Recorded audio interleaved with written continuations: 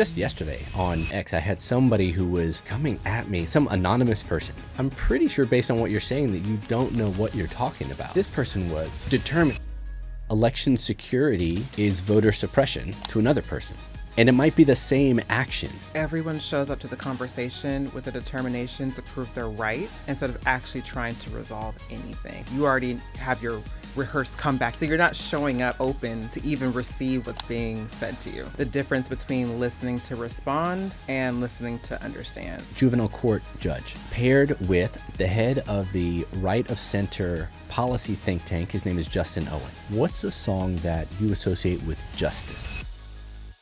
Before we begin, I want to frame today's conversation with a little more context, because our guest sits at a really interesting intersection of worlds that don't always get put in the same room. Shaka Mitchell is a Nashville-based lawyer, facilitator, and national leader in the education reform policy space.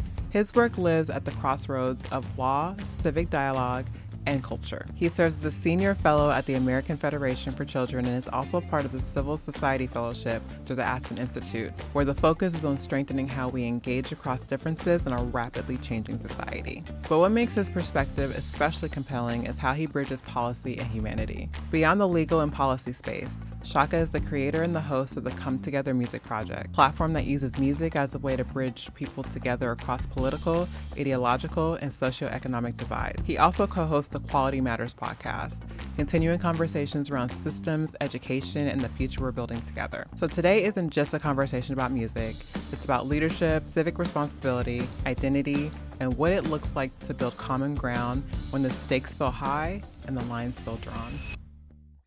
Shaka, welcome to the Resolution Room. Anything you'd like to add to that introduction? Maybe who you are outside of any job titles or associations? Yeah, well, thanks so much for having me. I think the most important thing to add is that I'm a husband and I'm a father of three girls, two out of three of which are teenagers. So anybody, if you're like a praying type, you can pray for me because we got a lot of teenage energy in our house right now.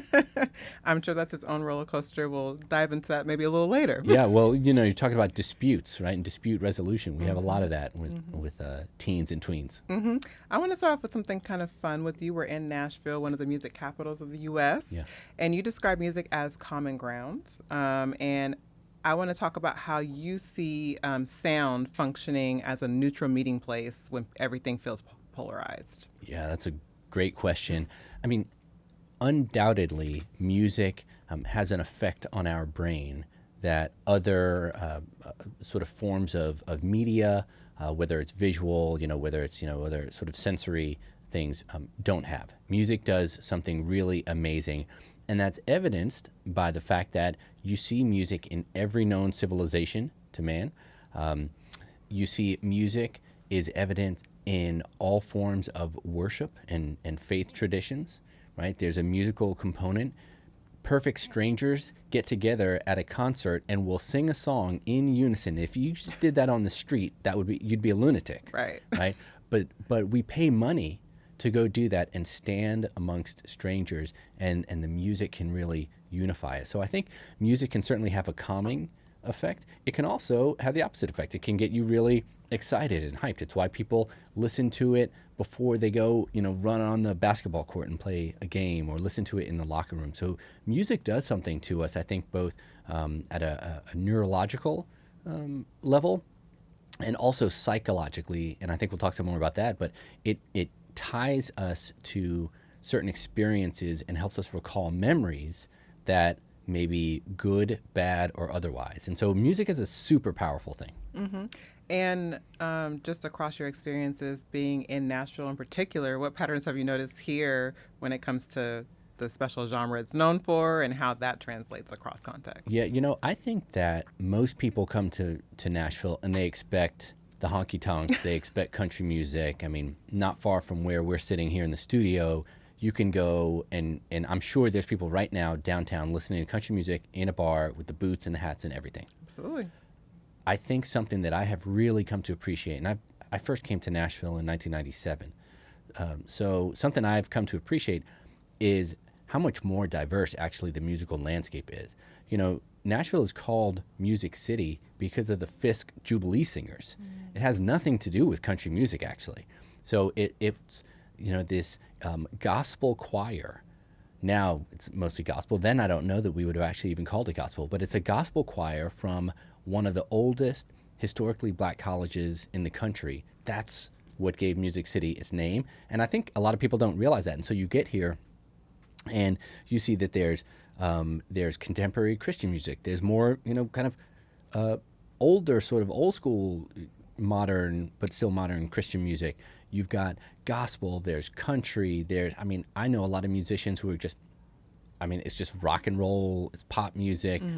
You go to a school like Belmont, my alma mater, and you see tons of talent, and I would say only a small percentage of it is country. So I think there's a really rich landscape here in Nashville. I agree. I've been learning that during my time here as well. I always tell people when they're visiting me, I was like, Nashville is more than Broadway. I have to take you off the Strip. For sure. Well, one thing that's actually on the Strip, but in some ways off, is the National Museum of African American Music. Absolutely. It's a phenomenal museum. My kids love it. We've taken my parents, my in-laws. That is a tremendous, museum, and really a testament to music, and not just African Americans who've made music, but how it has, become part of, and in many cases informed, just American music generally, right? This is our music, and you hear the songs that are in there. It's really amazing. Have you been to, I cannot think of his name. He did a TEDx last year here in Nashville, and he turned his house into a museum over on Jefferson Street. No. Oh, man. Okay, I have to remind me to fact check this because I want to include that. I would love to. Yeah, it's really cool. So can you think of a time where you've actually seen music sort of soften a conversation that was on its way to escalating? Boy, on its way to escalating, I don't know if I've seen it like in the heat of the moment, right? In the heat of battle, when people are really kind of at loggerheads with one another. But I have seen many, many times, even in our own project, the Come Together Music Project, I've seen where people who you would think, oh boy, this is going to be a kind of testy moment, I've seen the music really kind of turn the heat down, right? And people come together and they realize, oh, this is just another human being listening to something with experiences just like I've had experiences, and now I have to, I'm sort of confronted with the fact that I can't just fit you into a box, right? You are unique regardless of what you look like, regardless of what preconceptions I have. Sometimes the music helps us get past that. So you go, oh, I didn't think this conversation was going to go well, and it changed. I can give you an example. Yeah. So actually here in town, we did an episode with the juvenile court judge, Judge Sheila Calloway, who's phenomenal. Judge Calloway was paired with the head of the right of center policy think tank. His name is Justin Owen. On the surface, these two, they don't look similar. They have different ideologies, and we walked them through kind of our series of questions, and they each responded with a song. And the last question was, what's a song that you associate with justice? And she picked a song, it was a great song, Wake Up Everybody. Wake Up Everybody, it's time to teach a new way. He picked Fight for Your Right to Party by the Beastie Boys. Okay. We had great conversation. These are both great songs in their own right for very different reasons.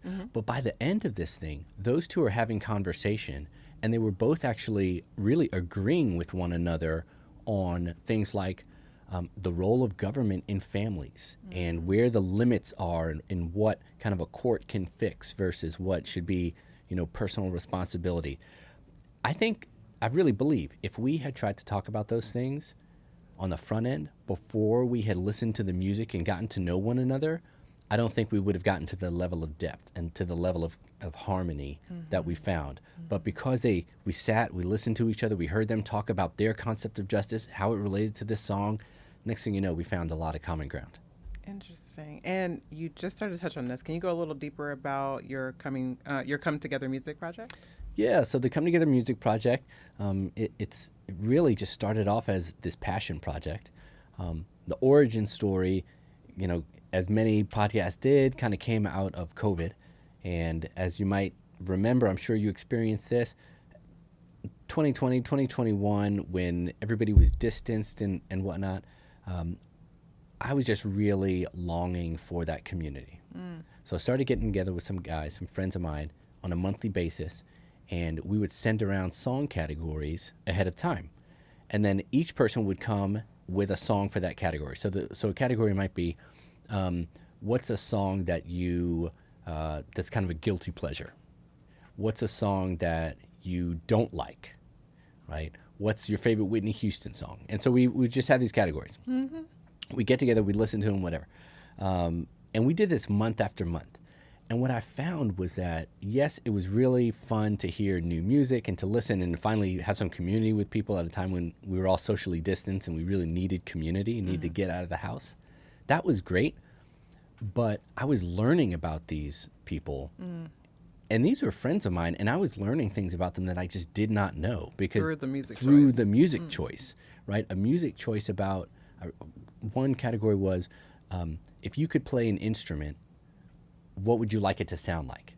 Okay, and so one of my friends plays a song, and the reason he picked it is because his dad had played that instrument, and then we're hearing about his relationship with his dad and all this stuff. And I never knew that stuff. I never would have gotten to that stuff but for this song. And so I thought, if we can do this with this group of friends, meanwhile the world is getting so polarized, so divisive, maybe we could have a bigger impact with what we're doing just with our group of friends if we kind of were more intentional about it. And that's kind of how the Come Together Music Project grew. And so the format is really the same now, where I get with two guests, give them some questions ahead of time. They don't know what the songs the other one picked. And then we go through, we listen, and we just talk about, hey, what does that song mean to you? What are the experiences that it conjures up? And we've had some really, really fun sessions. That sounds really fun. I'd love to do that. Yeah. It reminds me of I think it was back in high school or so, or not high school. I can't think of when it was. Maybe college. You would when you're dating someone, you'll text each other the titles of songs that make you think about the other person or kind of how I'm thinking in this moment. And it's so funny how it seems like that says what you're trying to say better than you can say it. That's exactly right. I mean, I think that music does something, again, it allows us in some ways to tap into someone else's art form to express something that we'd have a hard time expressing, right? And so, for instance, if you said to me, Shaka, write a song about your wife, I probably wouldn't even start. I wouldn't even pick up, like a pencil and put it to paper, whatever, because I'm not a songwriter. Right. I'm not a songwriter. I'm not a musician. That would be really intimidating. But if you said, Shaka, what's a song that makes you think of your wife? Now that I can do, right? And the song might change. If you asked me 3 months from now, or if you asked me, 5 years ago, it would have been a different song because we grow and we evolve over time. Relationships change. And so I really believe that most people with just a little bit of effort can come up with musical ideas that they can kind of map onto their experiences pretty quickly. And in the process, it's a really unifying thing. Mm-hmm. Do you find music to be sort of the most powerful form of storytelling, or do you think it's authorship in books, movies? I know you're going to be biased here because you work in Yeah, I'm going to be biased. I'm going to be biased because, we are Come Together Music. Maybe there's a Come Together video project that somebody else can do next. I don't know. Yeah. Listen, I'm definitely sensitive to the fact that visuals matter, right? I mean, if a picture is worth 1,000 words, we don't quite know what a song is worth. I'm somewhere in the middle, maybe. Okay. But I will say this: it's amazing what science has showed us about our ability to recall when it's linked to sound, right? So, I don't think that visuals are the same, or at least I haven't seen, scientific evidence to this point. But there's lots of research that shows that even say dementia and Alzheimer's patients, sometimes when they hear certain music come to life in a new way, in a revived way, they can recall people and places and things that it seemed like had been lost. The pictures sometimes don't do that. right? So I do think music it is certainly a special thing. Yeah, absolutely. All right, let's shift a little bit and talk about the art of civil dialogue. Yeah. So we'll talk a little bit about like the lessons you've learned from moderating conversations across political and ideological divides, and some differences between dialogue, debate, and defensiveness, and the role of curiosity and humility in civic engagement. So you work with the U.S. Commission on Civil Rights, right? And that experience required navigating tension in real time. So what did you learn about human behavior in conflict-heavy environments? Well, I was really fortunate to be appointed to the Tennessee State Advisory Committee to the U.S. Commission on Civil Rights. So every state has one of these, and it's a purposefully a multi-partisan group of people. I was appointed as an independent on this commission. So you got Republicans, Democrats, Independents. I was appointed as an independent, and over time I actually got to chair this committee for a number of years. During the years which I chaired the committee, I actually saw, I think, an increase in division. When I first started on that committee, actually, it was rare that we didn't have a unanimous vote. So the whole purpose of the committee is it's just citizens from around the state, and you're on the lookout for potential abuses of civil rights, including infractions on, say, voting rights or other, civil liberties. So, it might be lay people on this, it might be lawyers, anybody can be on, they just have to be appointed. When I first started, when we would put out a report or a press release, there was unanimous consent. That changed over the, 8 years that I was on that committee. And I think it reflected the change in tone that we saw kind of around the country, right? Where now, if you talk about, say, voting, right, to one person, election security is voter suppression to another person. And it might be the same action, right? But often, and what I would see is people could get so dug in on kind of predetermining and predefining what was happening that it was really hard for them to appreciate the other side. So I really felt my role in that was to help us kind of see both sides, to not put my thumb on the scale too much, and really help other members at least consider, hey, what's happening what's the other perspective? And then how do we include all of that in a report? And ultimately it's a U.S. commission, which is over all 50 states.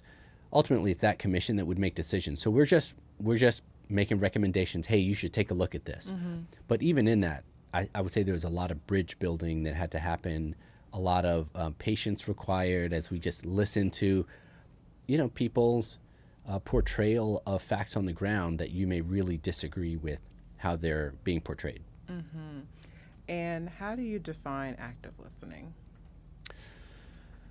Boy, that's great. I'd love to know how you define it, because I feel like you're more of an expert in this. But to me, I think there can be some tactics that help with active listening. Like, are you making some kind of notation and writing things down? I'm a lawyer by training, and so I like to write things down. I got my pad out here because I like to write things down almost as if everything's an affidavit. Not so that I can catch somebody and trap them later on, but really because if I'm writing them down, it helps me to hear it in their voice. And that to me is really important when I used to do this with potential clients or clients. So that's a helpful way to be an active listener. But I really think a lot of it is just sort of in today's world, it's trying to be distraction free. So it's hard to be an active listener if your phone is even sitting on the table with you. That's why we moved them to the side. Right? Yeah. That's just the reality. And that's not, I don't think people are trying to be offensive. We're just in this world now where everything from phones to watches to whatever is like beeping and buzzing all the time. And it's hard to really be in sort of listenership, if I can, with another person while we're distracted. That is a very, very interesting point, and I agree 100%.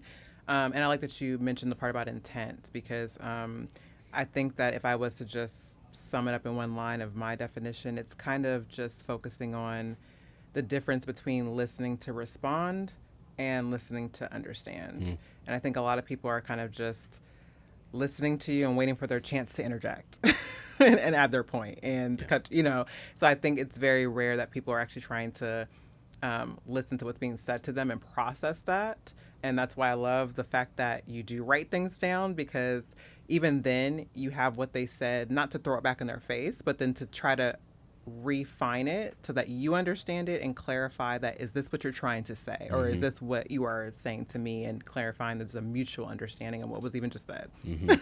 Yeah, I think that makes sense. And, just really quickly to go back to the music project, one of the unintended benefits, I think, that I've come to appreciate over time is that if we sit down and we listen to one another's song selections, actually a big part of what we have to do is just stay quiet and listen. I have to listen to you, play it, name the song, play a clip, play part of the song, and then listen to you explain why you selected it. I don't actually even have a role. I don't even have to respond to that, right? Yeah. And I think that like staying quiet, listening, being engaged, in some ways, those are some lost skills. And so I didn't intend for that to be a benefit of how we do it, but I've seen that it's a real benefit. When you have them do this, like, do they pull up the song on their phone, or they kind of just tell you and you bring it up? Like, are their phones near them, or like? Yeah, usually we've got everything pre-recorded. Okay. And then we will play the clips. And so we actually just did one of these recently with a live audience. We did it here in town with Mayor O'Connell. And with a musician, his name is Devin Gilfillian, and like Grammy-nominated artist, really, really talented guy, and had them come and share. And so we were on stage, and then the music would play, and we had an audience of about 100 people, in there listening, because again, it's an immersive experience. So I asked them to bring songs for 4 categories. A song that you would play if you were a DJ and you wanted to get everybody on the dance floor. A song that takes you back to middle school. Okay. A song that reminds you of someone or something you've lost. And then a song that you associate with community. Okay. And it was, per usual, just really powerful to hear what they brought. And the songs are all over the place. The mayor's middle school song is Vanilla Ice. Okay. And, Ice Ice Baby. Devin's song, I believe, was a Casey and JoJo song, which was hilarious. But also, by the way, speaks to where we are in our stages of life, because he picked that song because it took him back to middle school. Well, when I think about that same song, I was already in college, right, because he's a younger guy. But we still found this common ground because of, All My Life, Casey and JoJo. Oh, I really do love that song. Yeah. I love the overlap of these professions you have that don't seem related at all. How does what you do in music and your projects show up in your space as a lawyer and everything else that you do? Yeah, that's a good question. I mean, I think that the music project has, again, caused me to reflect on how I listen to people and to sort of pause and not jump in as quickly, which is, I probably needed a lot of that. A lot of those lessons. I think it also has helped remind me to humanize people. So, a lot of my work professionally has been in the education choice advocacy space. Even though it's education, that can be a real tense place. There's a lot of disagreement. It can get very political, almost necessarily political. I have been a registered lobbyist. I've been, we do real advocacy work, which means people disagree with you. I think the music thing has helped me come to a place where I go, you know what, you can disagree. We can disagree, and we can still be in communication with one another. Also, nothing is forever, so we can still disagree, and we might come back around and find that we have some other places of agreement. So what are those points of agreement that we do have, and how can I lean into those a little bit rather than just come to the places where we want to strangle each other. And so I think that's helped me. It's something that I have benefited from. Awesome. And so you started to touch on this earlier. talking about your experience with the U.S. Commission on Civil Rights. So in your experience, what derails civil dialogue the fastest and what restores it?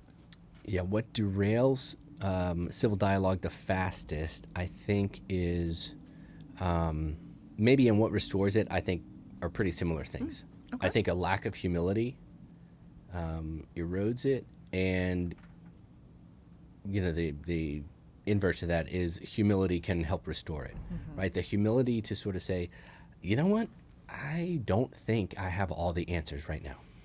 I may not ever have all the answers, but even regarding this one small point or issue, I don't know that I have all the answers.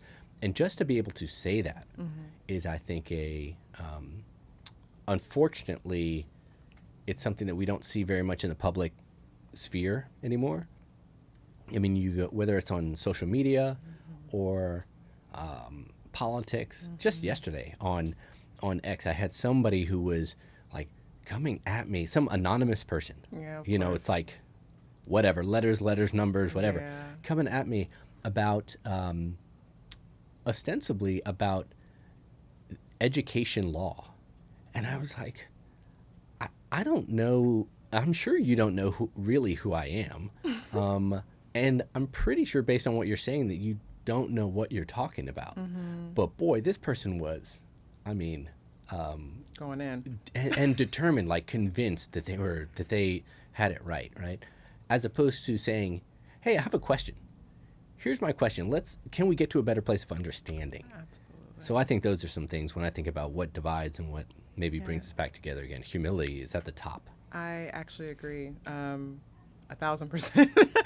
I think that's like the underrated foundation of intelligence, actually. Taking a step back, I'm a Socrates fan. Taking a step back, and just acknowledging you don't have all the answers. And that's actually what makes you the wisest, is knowing you don't have all the answers. You spend your time, even educated folk, you do a PhD program and everybody thinks that means you know everything now. I can tell you very confidently, all I learned is what I don't know, which is a lot. Right. And I have a very small, quote unquote, expertise in one very, very specific thing, Yeah.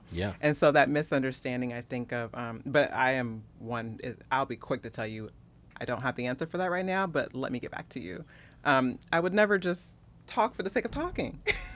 Well, and listen, we're in an age now where expertise isn't what it used to be. Absolutely. Right. And so all you have to do now is go online, and there's at your fingertips, you've got 10,000 sort of small e lowercase, experts.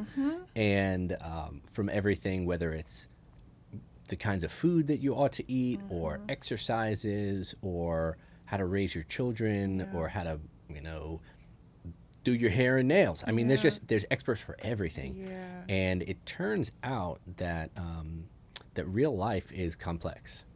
Who knew? Who knew? Who knew? So I think we need to all, be humble when it comes to the things we think we know. I mean, I don't know if you ever do this, but I sometimes think, so I'm closer to 50 now than I am, 40. And I think, oh boy, what would it be like if I looked back at myself 20 years ago? Man, all the things that I didn't know then. Am I going to think the same thing when I'm 70? When I'm, closer to 70? Probably. I think that should be the goal, the direction you want to go. That's evolution. Yeah. So which is all to say, then we should take a dose of humility and say, you know what, I'm probably not some perfectly formed, self-actualized person. Here as I sit before you. Still got some work. Yeah. I think building on the question that I actually asked you about derailing civil dialogue, this is a big part of it for me that I see is, especially like in the mediation space, it's just everyone shows up to the conversation with a determination to prove they're right instead of actually trying to resolve anything. And I find that to be like the biggest hump to get over, because you've already set in your mind, you already have your rehearsed comeback you're going to say if they say this. Like, you've already done this in your head, so you're not showing up open to even receive what's being said to you. Yeah, that makes a lot of sense. A lot of sense. Yeah. So let's talk a little bit more about your sort of personal narrative, how identity plays into all of this. Um, so how have your roles, again, as a lawyer, facilitator, musician, etc., shaped your approach to conflict differently? Well, I mean, I think that we don't fully take off any of those hats when we go into a new space. I'd say fully because, say, when it comes to something like law, I take the role of, say, confidentiality very seriously. And because that's something that we have to take really seriously as lawyers, I suspect that I think about that differently than, say, a friend of mine who, might have the same instincts, whatever, but doesn't have that kind of fiduciary duty or hasn't had that kind of fiduciary duty in training. Right? So I do think there's some things that can be siloed, but I really think about things. I think about these different experiences giving me a breadth of experience to draw from, and the meme with the guy in front of the board with all the red threads, and he's like connecting all the different things. Now that person is, generally speaking, a lunatic, but that's kind of how my brain works a little bit, where I'm sort of going like, oh, what do I know in this area, and how does it connect to this other part, right? What do I know about? I mean, I'll tell you, I've read a lot of management books. I've also read a fair amount, probably not as many as I should. I've read a fair amount of parenting and education books.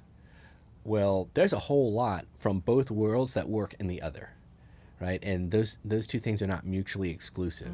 So in that kind of fashion, I mean, I think, I'm always looking for sort of harmonies and elegant solutions. And I think that, I'd like to think the various parts of my life kind of facilitate that and hopefully don't make me too scattered. Yeah. I think they seem to be complementing each other very well, for what it's worth. I think that's such a creative lens to have across spaces. The arts and the sciences, the creative and the legal logistical. It's very interesting, honestly. Well, I'll tell you, I think I'd like to think it's helpful in that I mentioned at the beginning of the show, I've got 3 kids. They are not the same. Right? They need different approaches sometimes. Like our parenting approach has to be a little bit different. They have different interests. They're just different. They're close in age. You can tell they're sisters, but they're different. And so, I think it's a reminder that there's not one way to be that's going to work for all time and for all people. So like we've got to figure out how do we, if we're going to be in this thing called civilization, it means we're going to bump up against other people. And that we can't be these immovable rocks that never change. That's not being in community. Right. Being in community means that we're having to learn, I need to learn about you so that we can actually be in communication with one another. Absolutely. And then so building on understanding those differences between people across societies, what does belonging and inclusion look like to you? Man, I think that it's probably a core human need to seek out some kind of belonging. I think I'm a person of faith. I think that is probably something that we seek out. I think we want to know that we have got some value, and I think we ask that question because I believe that in fact we do have value. I think we were made by a creator who, in his image and likeness, and I think we've all got some value, but I think we still seek to have that affirmed. I think right now there's a lot of unhealthy outlets where people are trying to get their value and even their value affirmed and their identity defined. And so that's where, I'm even encouraging, whether it's my own children or just other people, I would encourage people to pause and ask some deeper questions about where am I finding my value? How fleeting is that thing in which I'm finding my value? Is it just is it like fast fashion? Just a fad? Right. And I mean, we can all think about times when we were, say, teenagers or even younger, and the things we would have said were really valuable and defined us. Now we look back and we go, that's not where it was at. Yeah. It was not in that haircut. It was not in that brand of jeans, or even the car you drove. But I think that increasingly, we've become such like a visual and performative culture, and I think that's probably global because of the internet. Yeah. That I think we don't have enough folks asking sort of the deeper questions, like what am I doing, building, saying, that's lasting. Right. Yeah. I love that. And I love the perspective. So you tackled that question, I think, at the sort of individual level, and I tend to be more of a systems thinker, so I'm always looking to go, So I think when I hear about either one of those terms, I hope that we're taking the time to also question what systems are in place to decide who gets to be in the room, and once people are in the room, it's one thing to invite someone and have them seated there. Then you can say, oh, check this off my list. They're here now. But what are we doing to make sure they feel empowered and stay in that room as well? And so I think that's more at a systems level that I don't think it gets enough attention. I think we get a little consumed with the I of how we do everything, that we're not stopping to challenge the institutions, the policies, the structures in place that keep allowing this dysfunction to continue. Oh, that's really interesting. Something else that makes me think of, Please. if I might, it also makes me think of the element of time. And what I mean is, I think sometimes, most times, we actually don't give these processes enough time to do the work that they need. That's fair. Meaning, sometimes the room, if you will, or if we use kind of the metaphor of the table, like who's seated around the table, sometimes I think we might have the right people around the table, but if they don't spend enough time with each other either, then it can be a little cursory, right? And so I think about an experience that I was really fortunate to have. I was part of this thing called the Civil Society Fellowship through the Aspen Institute. That group pulled together, in my class, 16 of us from around the country for a 3-year fellowship. 3 years. Oh, wow, that's long. That's a long one. It is a long time.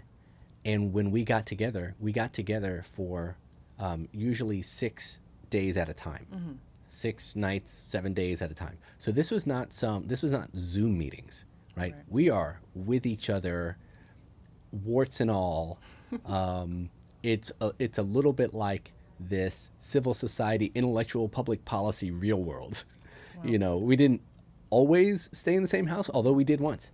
And one of the things I would say is where we finished at the end of the 3 years, and I would say now these are my people for life now. But where we finished at the end of the 3 years is so different from where we started night one. I remember going into the room night one and we're all looking around at each other, and you've read the bios, but you're just trying to like typecast a little bit. And I would throw those bios out. But it took time. And so I think that there's a time element too where, I think I sign on to what you're saying. Yeah. Let's see, do we have some systems in place that are encouraging a range of, views, thoughts, perspectives, experiences, backgrounds, all of it. Yeah. But also let's give it enough time. Right. Because if you throw all the ingredients kind of in the crock pot, it takes time to come together. Absolutely. Yeah. I think that's an excellent point. And I'd even build on that by adding the elements of commitment and consistency, because it does take time. People, we implement it, and just after 30 days, it doesn't work. That's how we are with anything. We want the fast results. And so any type of transformation takes time. And I think the easiest one to start off with that's just people relate to is always like the body gym transformation, like everyone does the same thing. You start off by going, even if you manage to go 2 weeks to 30 days straight and you see the results, you see it's working, and then you stop going to the gym because now you feel like you achieved it, and then you realize 2 weeks later you gained 30 pounds right back. Right. You have to keep doing it to make it even work or last. So understanding that essentially transformation is endless, like the process is endless. We're going to have to keep at it. And the reality is, I don't think most people are up to the challenge or the commitment and consistency it takes to truly see transformation through. Man, you might be onto a totally new topic in book here, because I think there's so much there. Yeah. I think part of it, you could apply that what you just said about the commitment, the consistency, the time. That's not just personal, individual sort of improvement, but apply that to relationships, right? I mean, let me tell you, if I'm talking to folks who are about to get married, you want to know what you're going to have to do in 10 years? The same things you have to do in year 1, right? Like, you have to be ready to listen to your spouse. You have to be ready to apologize quickly, to reconcile. You have to be ready to be communicative. Those things don't change. Yeah, that's a very good point. And that's actually one of the biggest surprises to me in my relationship. It's like my longest relationship. The consistency is something I never gave too much thought to. That is the most reassuring part of the relationship, is when you just kind of know what you're going to get from a person. They don't walk in the door every day and a brand new person. I'm like, who is this? And like you said, the things you did to get me, you're doing to keep me as well. Yeah. And this is a relationship thing. It's this is why I think this is your next book, because even in the taking it to a sort of spiritual realm, this is what Christians would call sanctification. This is the road and the constant process of moving towards holiness. You don't get there. You're not walking around. We're not walking around with a bunch of holy people. You might be walking around with a lot of people who are on the path, but it takes discipline, it takes consistency, commitment, to get there. Yeah, I love this conversation of the personal practices to the systemic insights. So diving a little deeper on this, what cultural narratives do you believe need some rewriting? And who must be part of that process? Yeah, what cultural narratives need rewriting? Well, we're here where we sit right now doing this interview. We just finished up the Super Bowl. So we just finished up the Super Bowl, and I, from my mom's side, am of Puerto Rican descent. Okay. And so probably a lot of folks needed to realize that that Puerto Ricans are Americans. I don't know if that's a cultural narrative, but don't get me started on that. But I'll tell you what, I watched it and it was such a joyful celebration. Yeah. Loved it. I think, and by the way, I called it. I knew that album was album of the year when it came out. Like, my kids in the carpool were listening to it from day one. It was so much fun. And one of the things that Bad Bunny said, he said, "God bless America." And I think that there has been this narrative in the past few years that if you're critical, you're totally disengaged.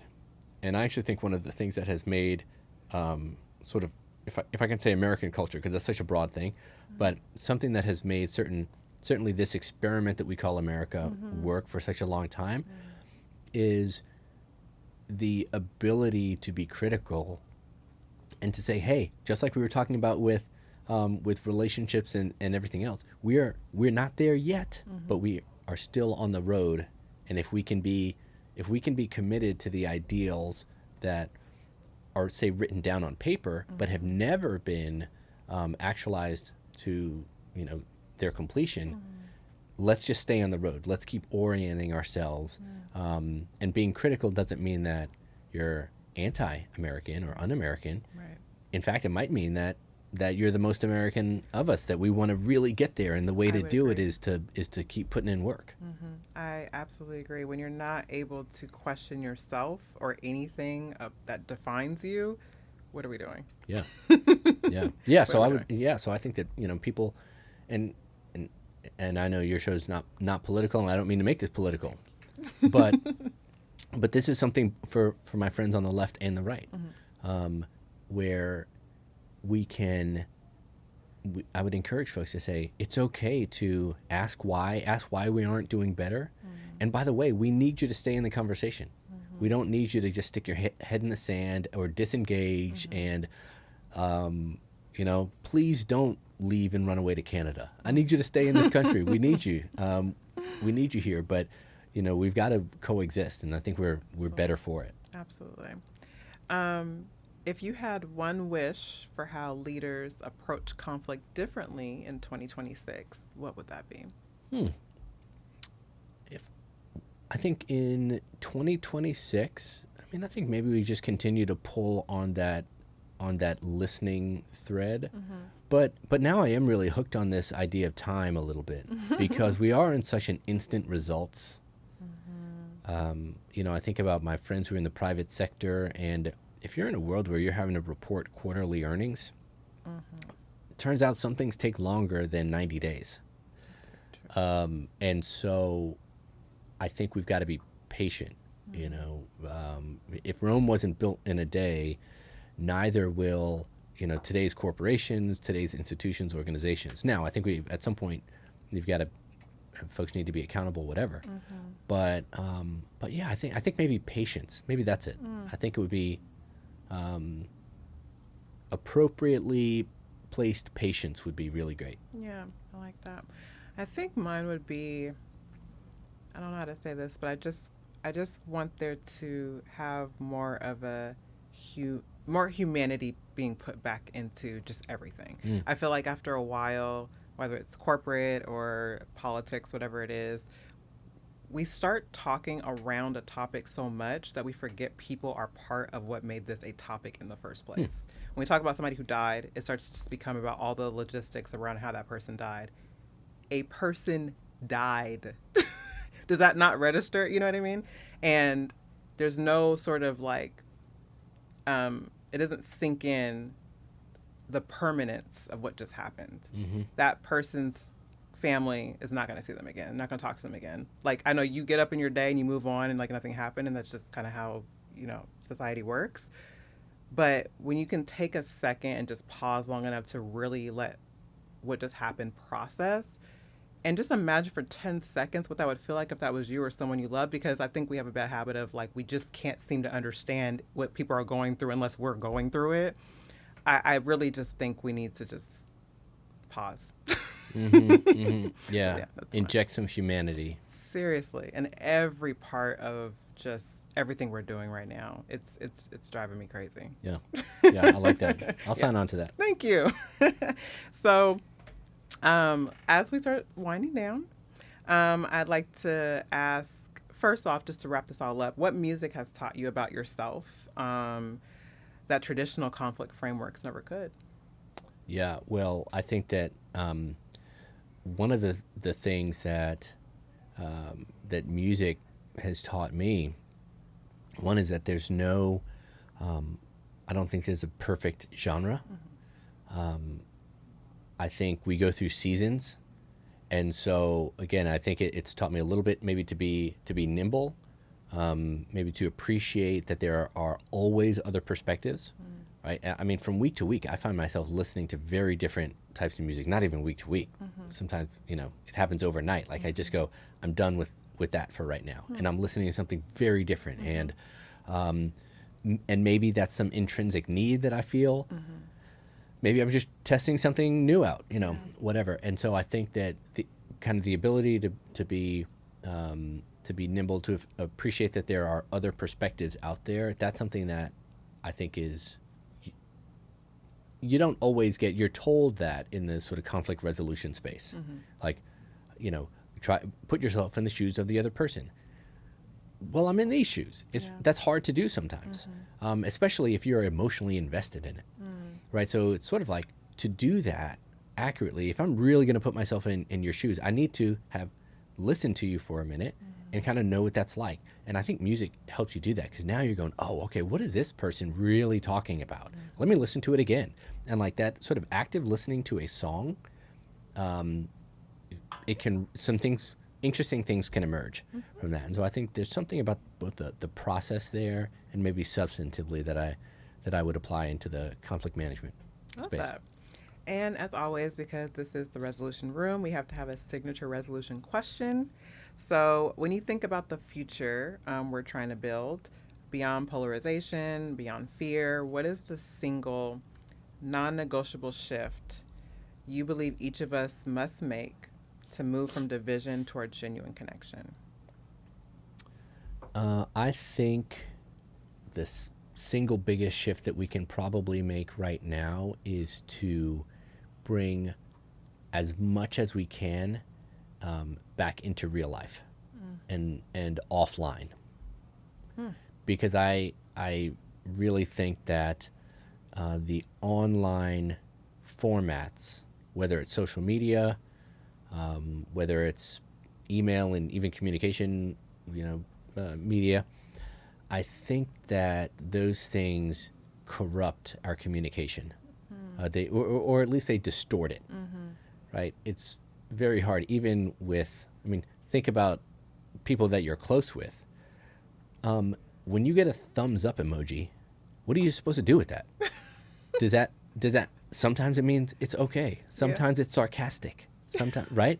I think we've got to bring things back in real life. I think there's a real value. We were made to be in proximity with one another. So I think as proximal as we can make things and make our interactions, that's what people need to resolve to do.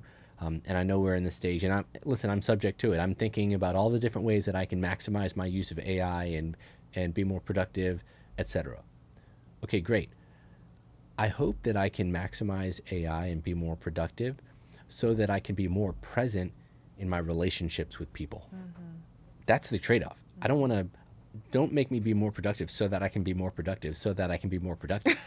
Right? That's a loop. I don't want to be in that loop. Right. I want to do it so that I can spend more time with my family, so that I can be the friend that I want to be, and not the forgetful friend who is too busy, checking email. Right. Can you let everyone know what's next for you? Yeah, next for us. I'm really pleased that with Come Together Music, we are partnering with TEDx Nashville this year. So in 2026, so we're going to be doing a series of events, monthly events, starting in April. Okay. So I hope folks will check that out. We'll be doing them in person. I think live at the Analog. These are going to be once a month, and already I'm looking at the sort of prospective guest list, and there's some really cool guests. And again, we're just trying to show how music can be used to deepen existing relationships, create new ones, and build bridges.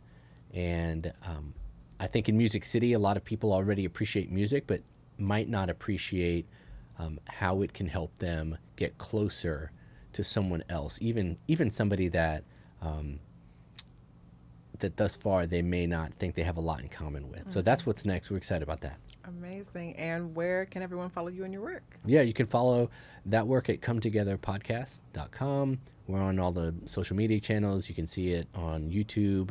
And then you can find me on Substack, Shaka's Substack. So amazing. It was a pleasure talking to you today. Absolutely. Thank you. Thank you.